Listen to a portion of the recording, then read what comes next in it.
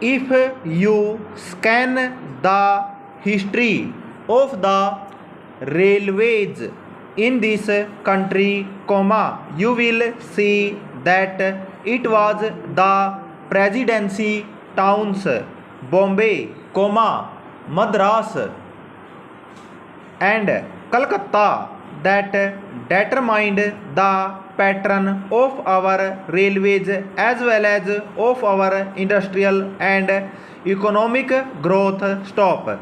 The British, when they landed in this country, established trading centers called forts. Stop. In Madras, it was Fort Sri George. In Calcutta, it was Fort Sri Williams, and in Bombay, it was merely a fort, and there was one in Surat also. Stop. It is these trading establishments which determined the pattern of government, the pattern of administration, and every other pattern under the British regime. Stop.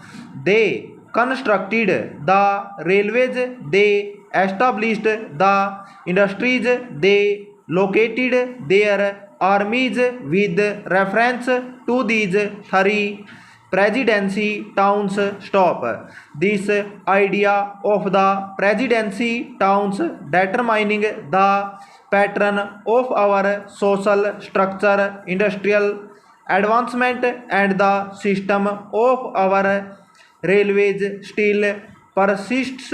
Stop.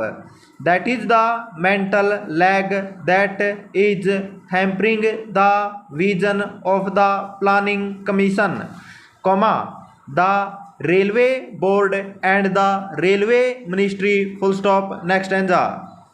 Sir, once I happened to travel from London to Rome by train. Stop. Another time I had to travel from Moscow to Leningrad by train. Stop. Now, nowhere did I find on the continent of Europe lines of varying breadth. Stop. It is all a uniform gauge. Stop. So is it in Russia. It may be 6 feet there. Stop. In America, in every industrially advanced country, you find that the gauge is uniform. Stop. This very country which ruled us, namely the United Kingdom, had inside its border a uniform gauge, but they inflicted three systems of gauge of India. Full stop. They thought that would perpetuate what is called their domination, or in the negative sense that it would impede the industrial and economic growth of India. Stop. Secondly, it would make India always the customer and purchaser of lines and locomotives and rolling stock from the United Kingdom. Stop. In the old days, I am told it is the government which built the broad gauge line, and it is the private companies that took to this meter gauge and the narrow gauge. Stop. Though they may not be have had the distinction of private and public sector in view, then It now appears that what the so-called public sector then did has been good and what the private sector then did has been to our disadvantage. I would appeal to these agencies, to introduce a uniform gauge throughout India. Stop.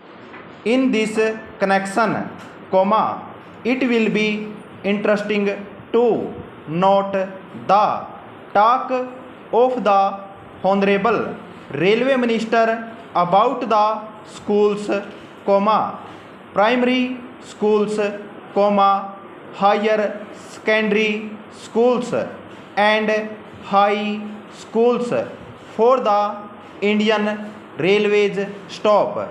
If you examine the previous speech of the railway minister and also the working report of the railway board, you will find that the same figure is repeated every year. Stop.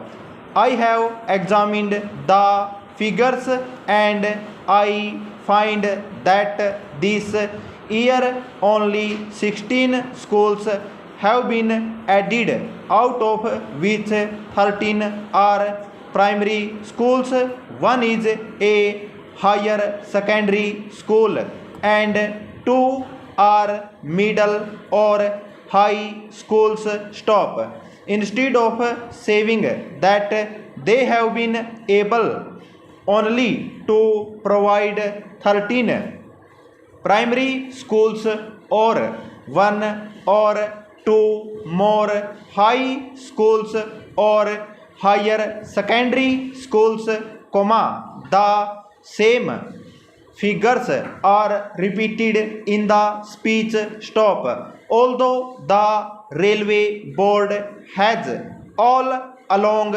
been saying that education is the responsibility of the state and therefore the railway board does not own this responsibility, I would like to remind the railway minister about the agreement reached between the National Federation of Railwaymen and the Railway Board in the year 1955, according to which the Railway Board undertook to provide primary schools for the education of the children of railway employees. Full stop. Stanza.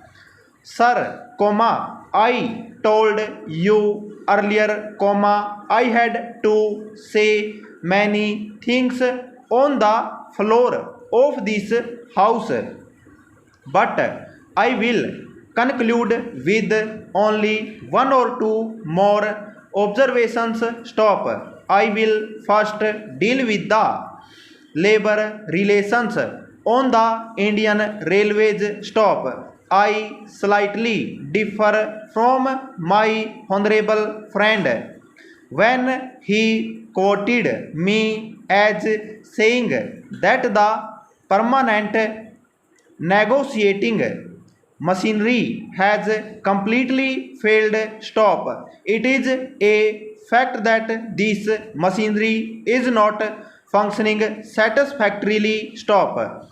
At certain places, it has failed. Stop. There is no doubt about it. Stop. But I would say in this house most frankly that at the board's level this machinery has been working successfully. Stop.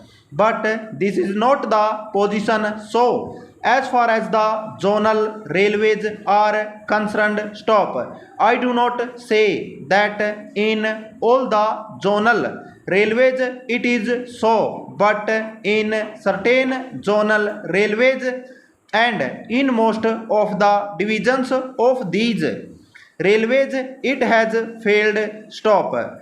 It I was accepting that the railway minister would examine the working of this machinery in all the railways stop. What is the greatest defect in this machinery? Question mark. This machinery suffers to the extent that at the board level, if there is different of opinion between the railway board and the railway labor to arbitration machinery is provided to settle the disputes. Stop. The position